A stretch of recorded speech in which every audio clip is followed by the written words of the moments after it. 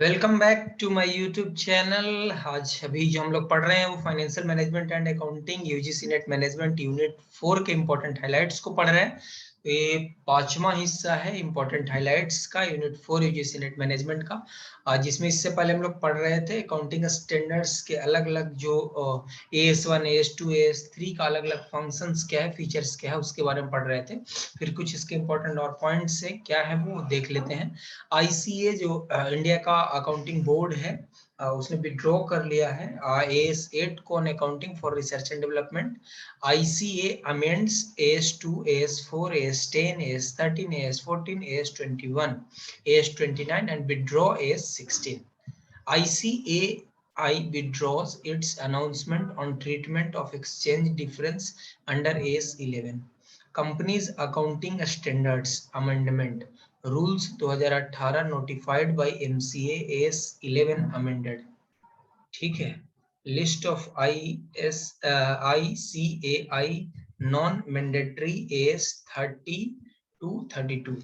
Indian accounting standard Ind AS के बारे में कुछ बेसिक्स इंपॉर्टेंट हाइलाइट्स है। वो ये है कि Ind AS is the accounting standard adopted by companies in India and issued under the supervision of ASB, that is Accounting Standard Boards, which was constituted in 1977.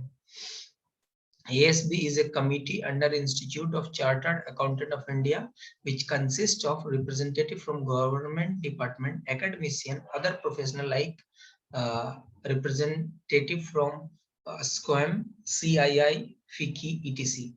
MCA has notified 41 IND AS। Important end S जो आपसे कई बार सवाल direct आपसे पूछ ले जाते हैं, that is end S 102 is based on shared based payment. Ind AS 103 business combination.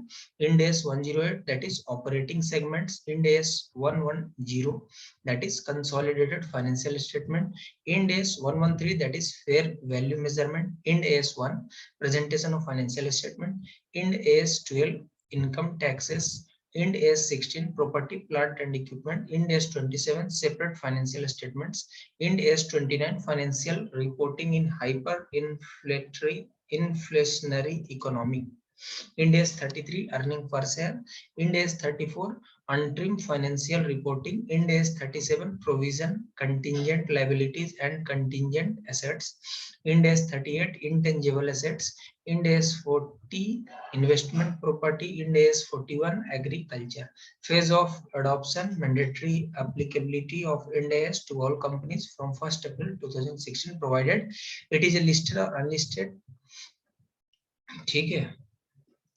आपको इसके अलावा फेज 2 जो है इसका वो है mandatory applicability of Ind S to all companies from 1st April 2011 provided it is a listed company or is in the process of being listed, its net worth is greater than or equal to rupees 250 crore but less than 500 crore for any of below mentioned period.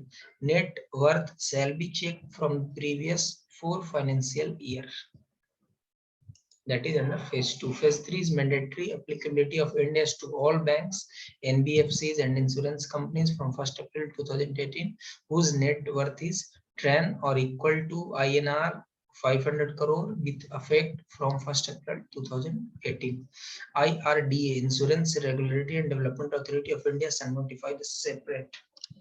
ठीक है, थोड़ा सा wait कर लीजिए अब 2 minute और। NFRA that is National Financial Reporting Authority.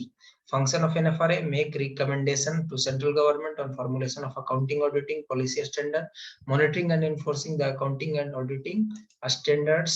Company ने balance sheet का फॉर्मेट है, असेट्स एक तरफ लायबिलिटीज एक तरफ, इसमें करंट असेट्स को लिख रहे हैं, उसके वैल्यू को लिख रहा है करंट लायबिलिटीज, और राइट हैंड साइड में उसके वैल्यूज को मेंशन कर रहा है। लेवरेज रेशियो इंपॉर्टेंट फॉर्मूला है, याद रखिएगा। ठीक है, debt equity ratio, debt capital ratio, debt asset ratio, debt EBITDA ratio formula important है सारे, आप इसको एक बार देख लीजिएगा। Return on equity that is equal to income annual upon shareholder equity. Return on asset is equal to net income divided by average total assets. Ratio analysis formula, liquidity ratio, solvency ratio, efficiency ratio, profitability ratio देखना होगा।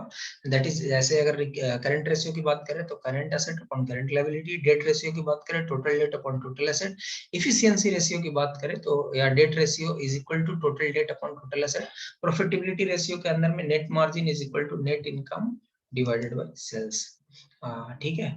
Operating return on assets ratio, operating return, operating income divided by assets, and dividend payout ratio, total dividend divided by net income into 100।